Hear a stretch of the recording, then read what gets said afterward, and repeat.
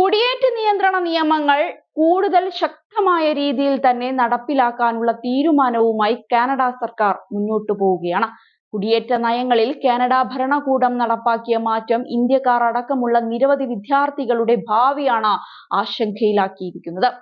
നയം മാറ്റങ്ങൾ കാരണം നാടുകടത്തൽ ഭീഷണി നേരിടുന്ന ആയിരക്കണക്കിന് അന്താരാഷ്ട്ര വിദ്യാർത്ഥികൾ കാനഡയിൽ രാജ്യവ്യാപകമായി പ്രതിഷേധം ആരംഭിക്കുകയും ചെയ്തിരിക്കുകയാണ്. ഈ വർഷം അവസാനത്തോടെ വർക്ക് പെർമിറ്റ് കാലഹരണപ്പെടുന്നതോടെ 70,000-ത്തിലധികം ബിരുദധാരികളെ നാടുകടത്തപ്പെടാനുള്ള സാധ്യതയുണ്ടെന്നാണ് വിദ്യാർത്ഥി അഭിഭാഷക ഗ്രൂപ്പായ നവജവാൻ സപ്പോർട്ട് നെറ്റ്വർക്കിന്റെ പ്രതിനിധികളെ ഉദ്ധരിച്ച് കനേഡിയൻ മാധ്യമമായ സിറ്റി ന്യൂസ് ടൊറന്റോ റിപ്പോർട്ട് ചെയ്തത്.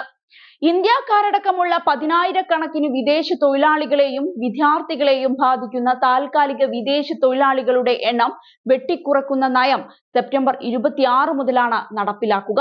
അടുത്ത വർഷം നടക്കാനിരിക്കുന്ന തിരഞ്ഞെടുപ്പ് കൂടി മുന്നിൽ കണ്ടാണ് ഈ തിരക്കിട്ട നീക്കങ്ങൾ. വിദേശ കുടിയേറ്റ വിഷയത്തിൽ ട്രൂഡോ സർക്കാരിനെതിരെ വലിയ വിമർശനമാണ് പ്രതിപക്ഷം ഉയർത്തുന്നത്. കോവിഡിന് ശേഷം വിദേശ കുടിയേറ്റം ശക്തമായതോടെ കുറഞ്ഞ വേതന നിരക്കിലുള്ള ജോലികൾ കാനഡയിൽ വ്യാപകമായിരുന്നു.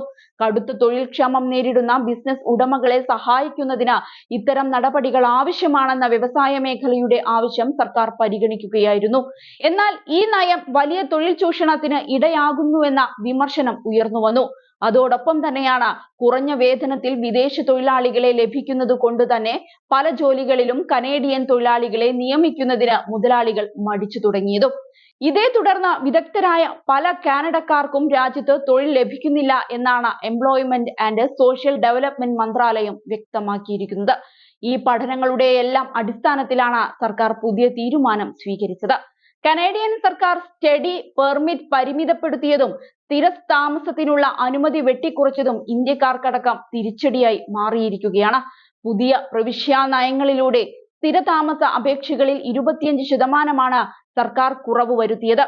കാനഡയിൽ തുടരാമെന്ന പ്രതീക്ഷയിൽ കഴിയുന്ന നിരവധി വിദ്യാർത്ഥികൾക്ക് ഇത് അപ്രതീക്ഷിത തിരിച്ചടിയായി.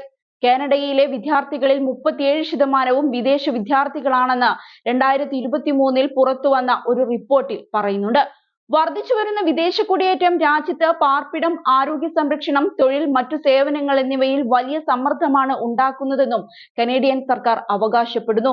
ഇതോടെയാണ് വിദ്യാർത്ഥി വിസയിൽ അടക്കം നിയന്ത്രണം ഏർപ്പെടുത്തി തുടങ്ങിയത്.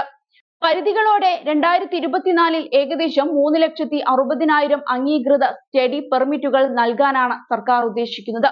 കഴിഞ്ഞ വർഷത്തെ അപേക്ഷിച്ച് 35% കുറവാണിത്.